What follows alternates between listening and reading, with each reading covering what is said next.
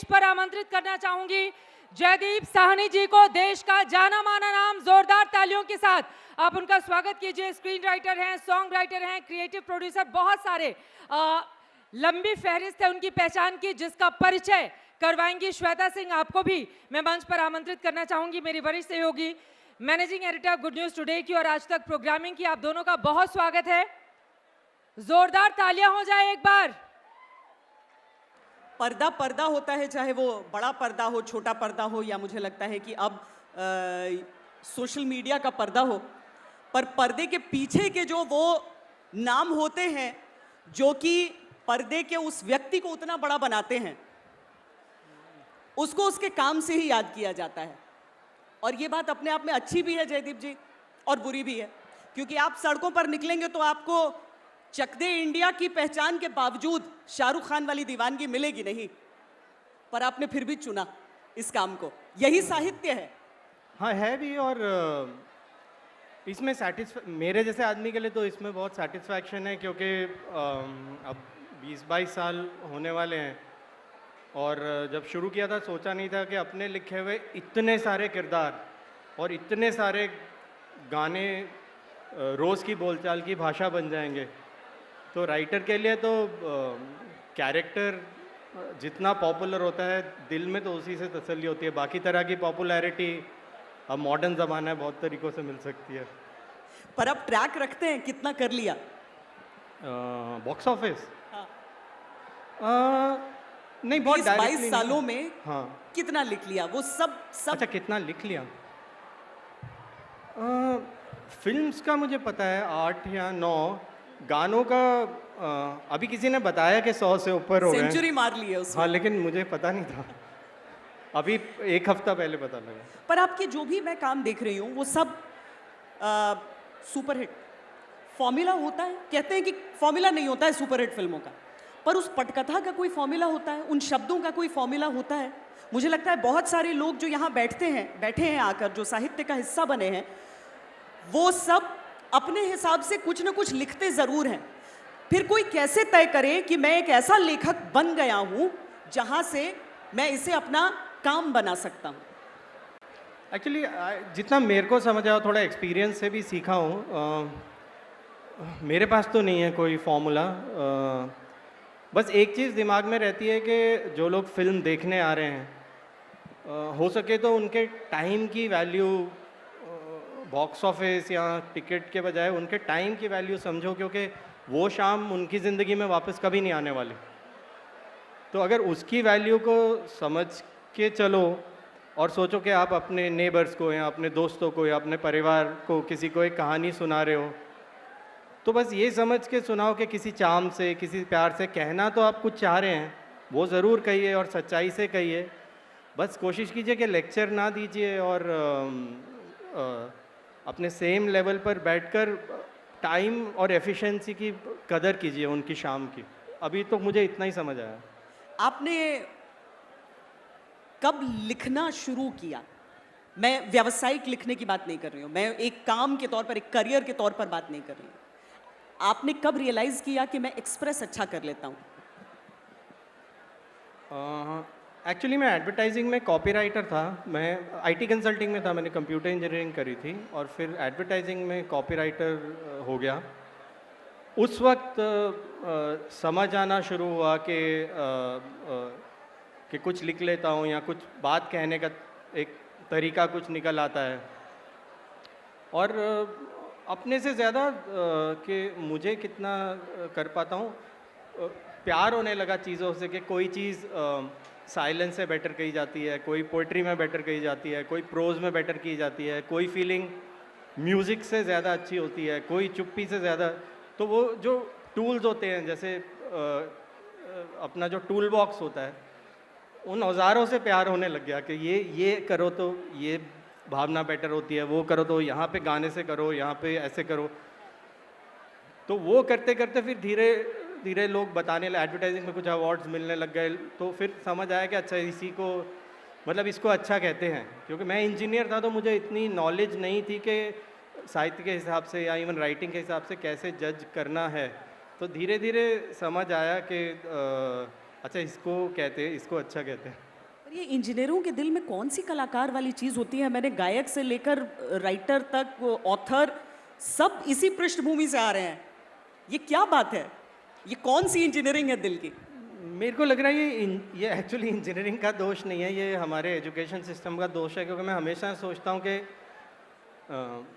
शायद हमारी 2-2.5% जीडीपी तो इसी में मारी जाती होगी कि ज़्यादातर लोग जो करना चाहते थे वो नहीं कर रहे।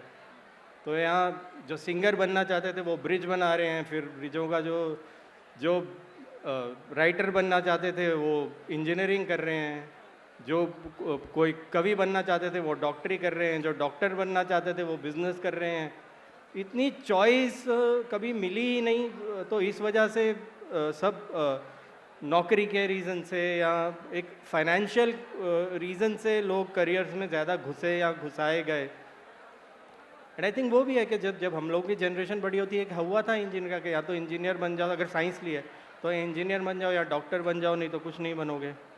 तो I think it was little like that. तो मेरी किस्मत अच्छी थी, मेरे पास कंप्यूटर इंजीनियरिंग थी, रादर मैंने ब्रांच चेंज कर ली, तो उसको मैं वैसे ही लिबरल आर्ट्स ऑफ इंजीनियरिंग कहता हूँ। तो वो तो इंजीनियरिंग भी बहुत खूबसूरत सब्जेक्ट है। साइंस और आर्ट में एक्चुअली कोई फ़र्क नहीं है। मुझे तो लगता है कि साइंस में रोमांस नहीं है। नहीं, साइंस में बहुत कला है। मैं आपको एग्जांपल देता हूँ। अगर न्यूटन पेड़ के नीचे बैठा था, ऊपर से एप्पल गिरा, कोई और आदमी होता, वो कहता अच्छा सेब गिर गया, खा के घर चला जाता। अब ये साइंस का दिमाग है कि कलात्मक दिमाग है जो कह रहा है सेब गिरा क्यों, नीचे ही क्यों गिरा, ऊपर क्यों नहीं उड़ा, ऐसा क्या हुआ। तो बल्कि जो पुराने साइंटिस्ट थे उनको, वो तो ज्ञान की एक कैटेगरी होती थी। हमारे जो मैथमेटिशियन होते थे, साइंटिस्ट आयुर्वेदा वाले होते थे, वो तो वो पोइट्री में लिखते थे ना सारे। तो सारी इसकी सारी साइंस तो हमारी पोइट्री में लिखी है। ये नज़रिया आपका बहुत अच्छा है, मैंने ये सोचा नहीं। आप सिर्फ एक लॉ नहीं लेकर आ रहे हैं, बल्कि आप ये सोच रहे हैं कि ये नीचे क्यों आया, ये ऊपर क्यों नहीं गया। यानी रचनात्मकता और कल्पना, एक तरह से कल्पना की उड़ान जिसे कहा जाता है। हाँ, जिसको हम आउट ऑफ सिलेबस थिंकिंग कहते हैं। कि जब तक आप आउट ऑफ सिलेबस नहीं सोचेंगे, आप वहीं फंसे रहेंगे। और जितने बड़े साइंटिस्ट हैं, आर्टिस्ट हैं, जो मैंने सीखा, सब आउट ऑफ सिलेबस। जो एक लीक थी या जो एक सड़क थी, वो लेफ्ट हुए, राइट हुए, एक्सीडेंट हुए। बहुत एक साइंस में तो भरे हुए हैं एग्जाम्पल लोगों के जिनकी बहुत ही आर्टफुल और आर्टिस्टिक थिंकिंग थी। और हमारा जो काम है स्क्रीन राइटिंग, उसमें एक स्ट्रक्चर और एक साइंस है, उसकी एक कला भी है। जबकि मैं स्क्रीन राइटिंग में घुसा ये सोच के था कि मैंने पहली बार एक, यही दिल्ली में टेक्सन्स बुक शॉप है साउथ एक्सटेंशन में, तो मैंने वो किताबें खरीद रहा था, एडवर्टाइजिंग में होता था, तो एक किताब के पीछे लिखा था स्क्रीन प्ले ऑफ गांधी। तो मैंने कहा तो वही पिक्चर है जो हर बार इलेक्शन के टाइम आती है, तो ले लेता हूँ। मैंने पढ़ा तो उसके जॉन ब्रायली एक राइटर है, उसका स्क्रीन प्ले था गांधी का। तो मुझे मेरे कंप्यूटर इंजीनियर दिमाग को ऐसे लगा कि ये तो प्रोग्राम है पिक्चर बनाने का, मतलब it's a series of instructions if followed faithfully should result in a film. कि जैसे कंप्यूटर को आप बोलते हैं ये करो ये करो ये करो, हो जाता। तो मुझे ऐसे लगा ये तो बड़े काम की चीज़ है कि मैं स्कूल में शुरू से साइंस और आर्ट दोनों मिक्स करना चाहता था, लेकिन सीबीएसई है, तो उन्होंने मानते नहीं थे। तो उसमें मुझे एक चीज़ मिल गई जिसमें एक साइंस और आर्ट का कॉम्बिनेशन दिखा मुझे स्क्रीन राइटिंग में, कि एक स्ट्रक्चर है, एक साइंस है, कई सारी टेक्निक्स हैं, लेकिन कला है। क्योंकि कंप्यूटर्स में न्यूमरिक्स, अल्फा न्यूमरिक्स, उनसे डील कर रहे हैं, यहाँ लोगों से और लोगों के इमोशन से डील कर रहे हैं। तो कई बार होता है ना, कोई पेशा लगता है कि यार मैं ठीक जगह पहुँच गया, ऐसा लगा। क्या रिस्क होता है इस चीज़ को चुनना की? मतलब आपके पास एक डिग्री थी जी, जिसके रास्ते आप बहुत हाई पेइंग जॉब्स की तरफ जा सकते थे। आपको हमेशा यकीन था कि आप जो फैसला ले रहे हैं, जो डिसीजन ले रहे हैं, करियर चॉइस कर रहे हैं, वो आपको सही दिशा में लेके जा रही है? क्योंकि ये डाउट बहुत लोगों के मन में आता होगा जो लिखते हैं। मुझे शुरू में नहीं पता था। मैंने कंप्यूटर इंजीनियरिंग करी तो मैंने आईटी कंसल्टिंग में ही ज्वाइन किया। लेकिन उस वक्त यह था कि इंटरनेट इतनी ज़्यादा नहीं थी जितनी अब है। और जो हमारे, आप समझ लीजिए, अरमान थे एज ए कंप्यूटर इंजीनियर, हम सिस्टम्स प्रोग्रामिंग और जिसको आज यूज़र इंटरफेसेस कहते हैं, वो सब सोचते थे। लेकिन जो नौकरियां थी वो थी फैक्ट्रियों में कितने पुर्जे हैं उनकी इन्वेंट्री की, या सैलरी स्लिप्स बनाने की। तो वो थोड़ा जिस रोमांस से कंप्यूटर इंजीनियरिंग की था वो बिखर गया थोड़ा। तो फिर जैसा कि आज भी लोग करते होंगे, एक थोड़ा बदमाशी का सहारा लिया और बोला कि एमबीए में स्कोप है, हम एमबीए की तैयारी करेंगे ताकि नौकरी तो छोड़ो पहले। तो नौकरी छोड़ दी, एमबीए की तैयारी करनी शुरू की। तो आ गए इंटरव्यू कॉल्स, रिटन एग्ज़ाम्स, ये वो इंटरव्यू कॉल्स आ गए कहीं एमबीए इंस्टीट्यूट्स के। तो उसके बीच में मेरे कज़न हैं, वो दिल्ली के बाहर पढ़े हुए थे, वो आए थे, वो उनकी एमबीए थी तो वो जॉब्स ढूंढ रहे थे, तो वो एड एजेंसीज़ में जा रहे थे। और मुझे एडवर्टाइजिंग का बहुत शौक था, क्योंकि हम लोग छोटे थे तो क्या होता था, जिस तरह की तब हिंदी फिल्में बनती थी वो फिल्में एक जैसी होती थी, तो हम खेलने चले जाते थे। जब एड्स आती थी तो ऊपर आ जाते थे कि यार ये काम की चीज़ है, उसको VHS पे रिकॉर्ड कर लो, फिल्म तो सेम ही होती है, भाग जाओ नीचे। तो because ads were the only thing which was different actually. तो वो एक शौक था एडवर्टाइजिंग का, तो मैंने कहा चल मैं भी चलता हूँ। तो वहाँ गए तो मेरा भी एक बायोडेटा सा था, क्योंकि वो अपना MBA के इंस्टीट्यूट्स में इंटरव्यू के लिए बनाया था। तो वहाँ गया एक एड एजेंसी में, तो वहाँ पे इसने अप्लाई किया, तो मुझे दिखा पीछे ये एड्स के पोस्टर्स लगे हुए और मैं पहचानता था काफ़ी ब्रांड्स को, मुझे अच्छा ऐसे होती है एडवर्टाइजिंग। तो मैंने बोला मैं भी अप्लाई कर देता हूँ। तो उन्होंने रिसेप्शन पे जो थे, उन्होंने किसी एग्जीक्यूटिव को अंदर से बुलाया, उन्होंने कहा तुम क्या, वो ये तो क्लाइंट सर्विसिंग में कर रहे हैं, तो MBA वाला है तुम। मैंने कहा ये मेरा बायोडाटा है। तो उन्होंने कहा तुम तो कंप्यूटर इंजीनियर हो और ऊपर से लिखा है तुमने कॉलेज टॉप किया है, तो तुम कैसे क्रिएटिव होगे। तो मैंने कहा ये क्या मतलब है। तो उनका तुम क्लाइंट सर्विसिंग में कर लो। आई सेड वो एड्स बनाते हैं। इसे नहीं नहीं वो नहीं बनाते। ऐसे नहीं, जो बनाते हैं वो कौन है। उसने कहा वो क्रिएटिव होते हैं। तो मैंने कहा मुझे तो वही बनना है। तो कहते तुम कैसे हो सकते हो, तुम तो कंप्यूटर इंजीनियर हो। तो फिर मेरे को आई थिंक रिसेप्शनिस्ट थी या कौन था, किसी ने बोला कि एक कॉपी टेस्ट होता है, वो एक टेस्ट लेते हैं कि आप क्रिएटिव हैं कि नहीं हैं। तो मैंने बोल दिया मुझे भी टेस्ट दो। तो उन्होंने टेस्ट दिया, उसमें 24 घंटे में आपको कुछ एड्स बना के लाने होते हैं। तो हुआ ये कि मेरे कज़न का नीवा मुझे रख लिया उन्होंने। आपको याद है क्या टैगलाइन दी थी या क्या चीज़ थी जिसपे, क्योंकि जिस क्षेत्र में अब आप कर रहे हैं वहाँ पर आपके पास समय है एक बात कहने के लिए, पर एडवर्टीजमेंट की सबसे बड़ी दिक्कत हो जाती है कि आपको एक लाइन में अपने आप को अपनी बात सुना देनी। हाँ मुझे याद है, जो उन्होंने 3-4 एड्स थी। एक मुझे याद है उसमें था कि एक डॉग फूड होता है ना, कुत्तों का खाना, उसकी एक ऐड बनानी है। और अब आप सोचिए ये क्यों ख़रीदें लोग, और डॉग फूड क्यों ना ख़रीदें। तो मुझे तो कभी मेरे पेट्स थे नहीं, मुझे तो मैंने थोड़ा बहुत सोचा, तो मेरे को ध्यान में आया कि जैसे शायद बच्चों को टाइम पे खाना ना मिले, अच्छा खाना ना मिले तो थोड़े राक्षसी से हो जाते हैं। तो मुझे लगा शायद ऐसे ही होते होंगे। तो मैंने एक ऐसा प्रोडक्ट किया कि ये डॉग फूड है जिससे क्रैंकी नहीं होता डॉग, और उसको कुछ पेट की प्रॉब्लम्स या कुछ तकलीफ़ें नहीं होती, शांत रहता है आपका कुत्ता। तो उसका मैंने ऐड का हेडलाइन कुछ न्यूज़पेपर से काट पीट के बनाया था, डार्लिंग मॉन्स्टर। कि ये डार्लिंग तो है आपका, लेकिन ये मॉन्स्टर भी। और फिर कुछ कॉपी लिखी थी उस प्रोडक्ट की, प्रोडक्ट का नाम भूल गया क्या रखा था। पर उसमें मतलब ये बहुत अलग तरीके के हैं, मतलब शैली अलग है पूरी तरीके से, और आमतौर पर अलग लोग होते हैं जो दोनों काम करते हैं। पर ये आपका ट्रांजिशन कैसा रहा और कितना फ़र्क है दोनों में? आपके लिए कितना आसान होता है एक लाइन में कहना और कितना आसान होता है एक विस्तार में? फिल्म्स में जी, एडवर्टाइजिंग में क्या होता है कि आपको एक बहुत लंबी चौड़ी राम कहानी किसी प्रोडक्ट की या किसी भी चीज़ की समेटनी होती है, नैरो नैरो नैरो नैरो करके, फोकस करके एक लाइन या एक वर्ड या एक पिक्चर, जिसको USP कहते हैं, उसमें नैरो करना होता है। फिल्म्स में क्या होता है कि आपको एक आइडिया होता है कि मेरे को एथलीट्स के ऊपर पिक्चर बनानी है, फिर आप उसको broad broad broad broad broad broad करके बड़ा करते हैं। तो एक तरह से आप टूल्स और स्किल सेम है, लेकिन काम बिल्कुल उल्टा है। अपना जो आपका एक इतना एक तरह से ह्यूज बॉडी ऑफ वर्क है, उसमें कहीं पर आपके दिल में किसी खास काम के लिए जगह रह जाती है हमेशा कि ये जो मैंने किया था, और उसमें क्या ऐसा होता है कि जो आपकी असली ज़िंदगी के करीब होता है? कई बार तो सिचुएशंस ऐसे भी होते होंगे ना जो आपके जीवन से मिलते जुलते होंगे, वो करना ज़्यादा आसान होता है या एज एन ऑनलुकर किसी और के बारे में कुछ सोच पाना?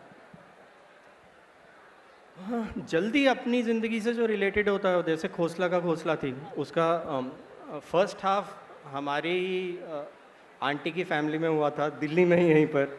जब हम स्कूल में पढ़ते थे। और तब मैंने कुछ आइडिया लगाया था कि कुछ मतलब मेरी कज़न सिस्टर की शादी थी, तो मैं और उससे एक दिन पहले किसी ने बताया कि आपके प्लॉट पे कब्ज़ा हो गया। तो तब मैंने थोड़ा आइडिया दिया तो किसी ने सुना नहीं, मैं सबने चुप करा दिया, इतनी भारी मुसीबत आ गई है, घर में शादी है, तुम क्या। तो बड़े हो के फिर उसका सेकंड हाफ, फिर जो दिमाग में खुराफात थी वो सेकंड हाफ में कर लिया।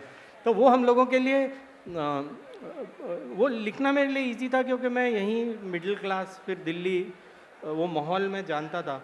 तो उसमें उस तरह का लिखने का चैलेंज नहीं था, उसमें चैलेंज बनवाने के ज़्यादा चैलेंज थे, क्योंकि उस वक्त इस तरह की फिल्में कभी बनती नहीं थी।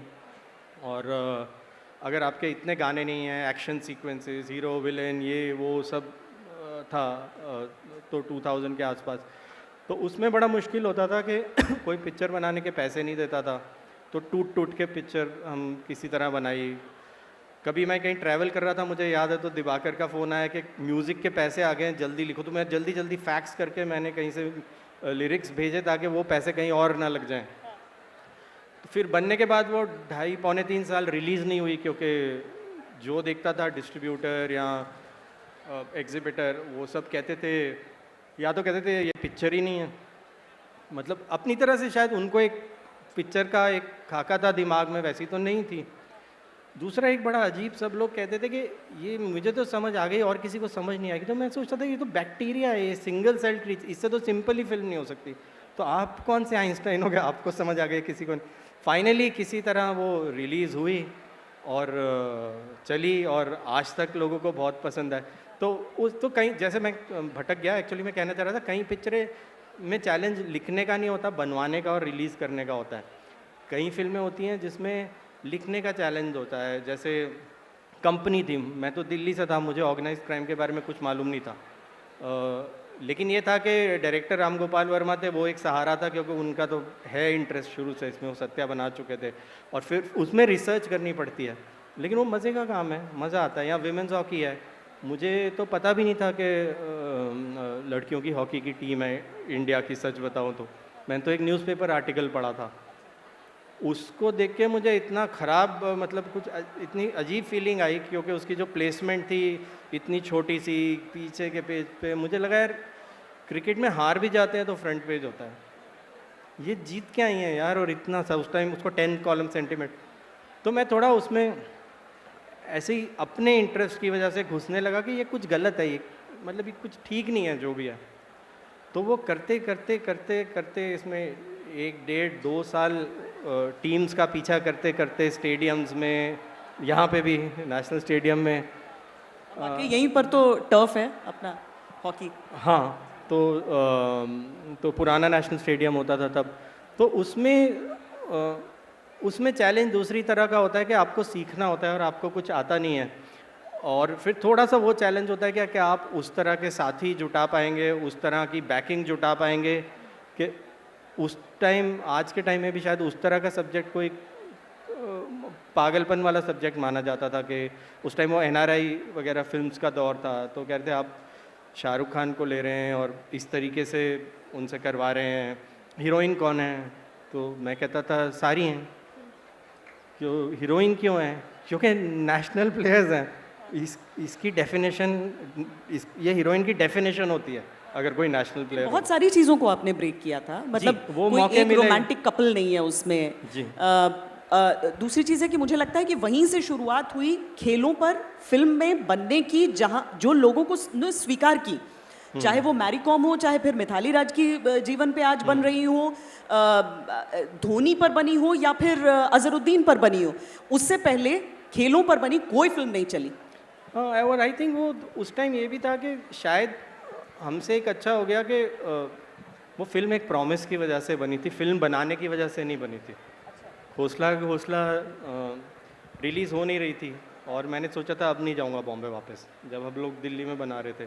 तो उस वक्त मैं ये न्यूज़पेपर आर्टिकल और इसके पीछे पड़ा, मेरा आइडिया ये नहीं था फिल्म बनाने का या कुछ, तो मैं तो सोच रहा था छोड़ देता हूँ, अब 2-3 फिल्में हो गई, समझ आ गया, रिलीज़ तो होती नहीं।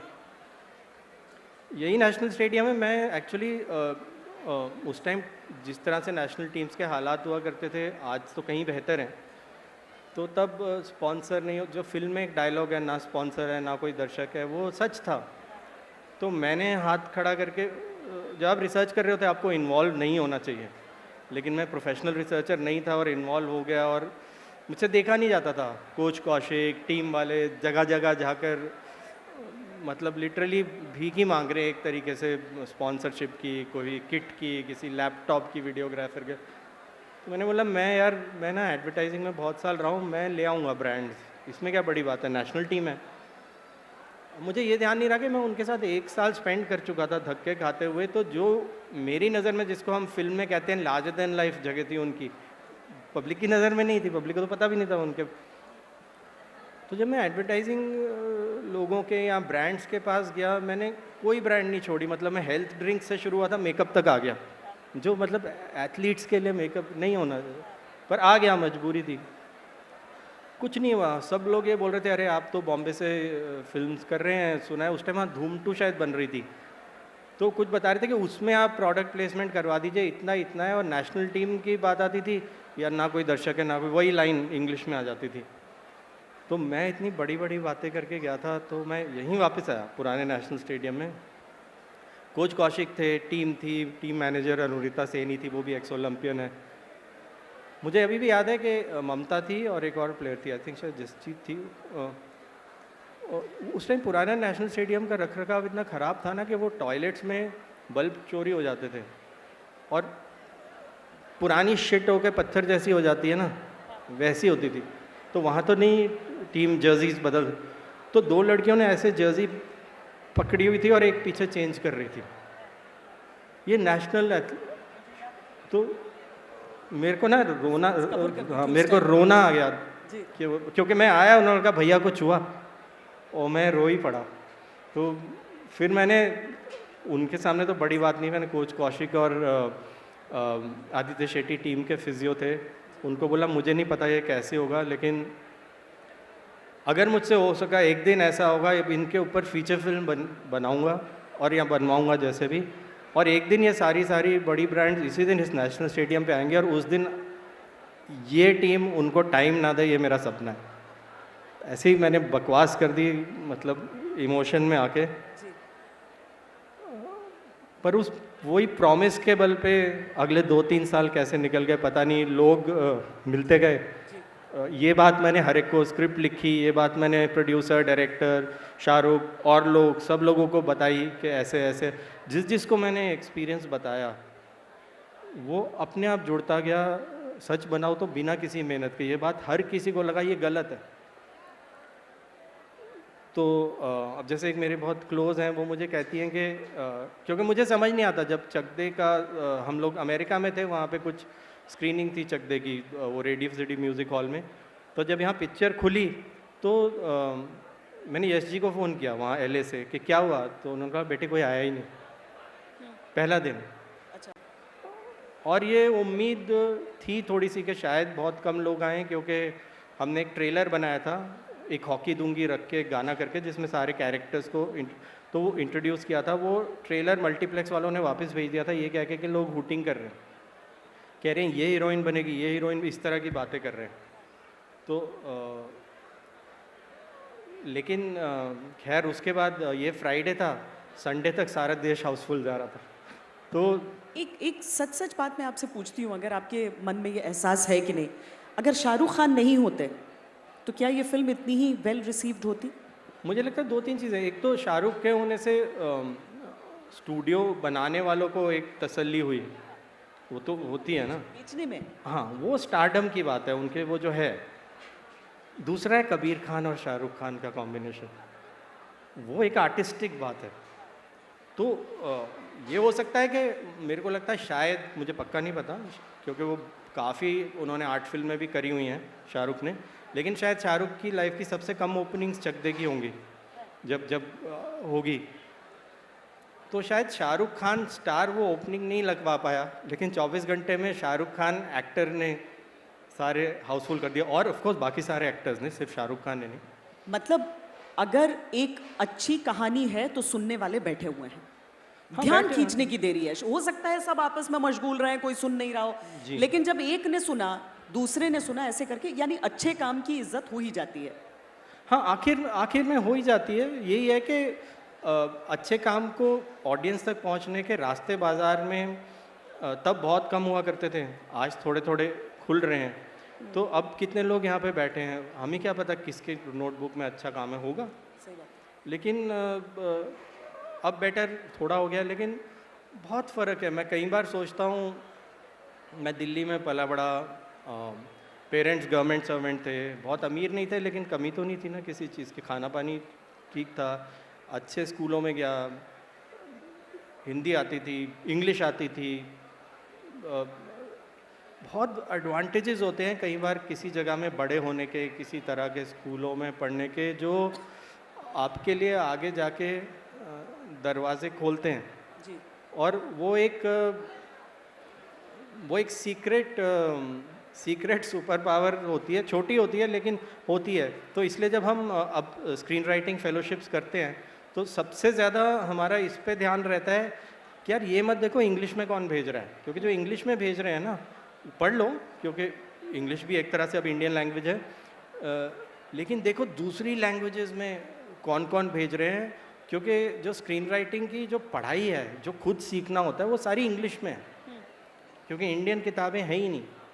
तो हम बहुत ज़्यादा ध्यान देते हैं स्क्रीन राइटिंग फेलोशिप्स और चूज़ करने में, क्योंकि पता है कि सिर्फ एक सही ख़ास जगह पे पैदा होने से या ख़ास लैंग्वेज जानने से आप आगे बढ़ सकते हैं या पीछे बढ़ सकते हैं, और आपका टैलेंट कहीं शॉर्ट चेंज हो सकता है।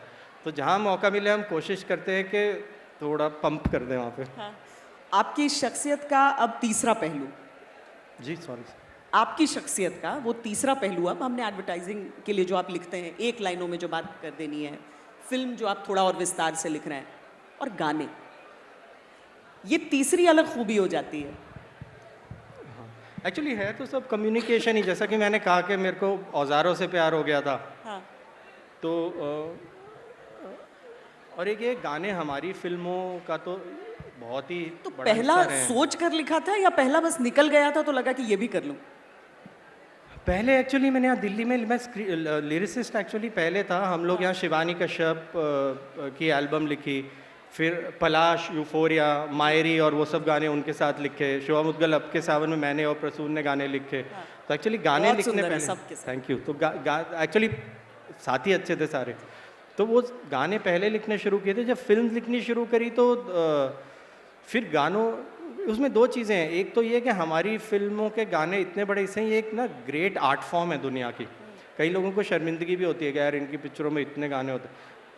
मुझे ऐसा नहीं लगता, क्योंकि अब बल्कि पिछले कुछ सालों में फिल्मों में गाने कम होते जा रहे हैं, और मैं ही अपनी कुछ फिल्मों में, जैसे मैंने रॉकेट सिंह में लिपसिंग गाने नहीं रखे, लेकिन कई बार मुझे लगता है यार मतलब कांजीवरम साड़ी गायब हो जाएगी दुनिया से, सही बात है। ये क्या, ये तो हमारी पहचान है ना। लेकिन वो एक फॉर्म है, सिर्फ फिल्म एक मीडियम है, उसकी बहुत सारी फॉर्म्स है। बंटी और बबली भी उसकी एक फॉर्म है, रॉकेट सिंह भी उसकी एक फॉर्म है, चक दे भी उसकी एक फॉर्म है। तो ये, हाँ, तो गानों का एक तो ये है कि ये चोली दामन का साथ रहा है हमारी फिल्मों से, और हम गानों में इमोशन सोचते आए हैं रेडियो सुन सुन के हम सारे। हाँ। क्योंकि आपका दिल टूटता है या आप किसी का दिल तोड़ते हो, उसकी पहली आग गाने के किसी लाइन से ही निकलती है, बख्शी साहब या मजरू साहब। जयदीप जी, होता है ना, कविताएं लिखने वाले जो श्रृंगार रस के कवि अलग होंगे, वीर रस के कवि अलग होंगे, पर आपकी गीतों में अगर हर रस निकल आ रहा है तो वो तो साहित्य की उस रटी रटाई लीक को तोड़ने वाली बात भी हो गई। एक्चुअली हाँ, तो वो ये इसका दूसरा पार्ट है कि गाने एक तरह की स्टोरी टेलिंग फॉर्म भी तो हैं। हाँ। ये मैं आपको एक एग्जांपल देता हूँ। जब हम कंपनी कर रहे थे तो हमने स्क्रिप्ट के साथ ही उसमें मैंने सब गंदा है पर धंधा है लिखा था, शुरू में ही पहले 5 मिनट में। उसका कारण ये था कि लोगों को इस फिल्म में जल्दी से बता देना कि ये लोग ऐसे हैं, ऐसे अपने काम के बारे में सोचते हैं, अच्छे बुरे जो भी है ये ऐसे सोचते हैं। अगर उसको वो गाने में इतनी क्विकली हम नहीं बता पाते तो पूरी फर्स्ट हाफ सत्या बन जाती, जो पहले बन चुकी थी इतनी अच्छी फिल्म। तो हमारा 1.5 घंटा बचाया उसने।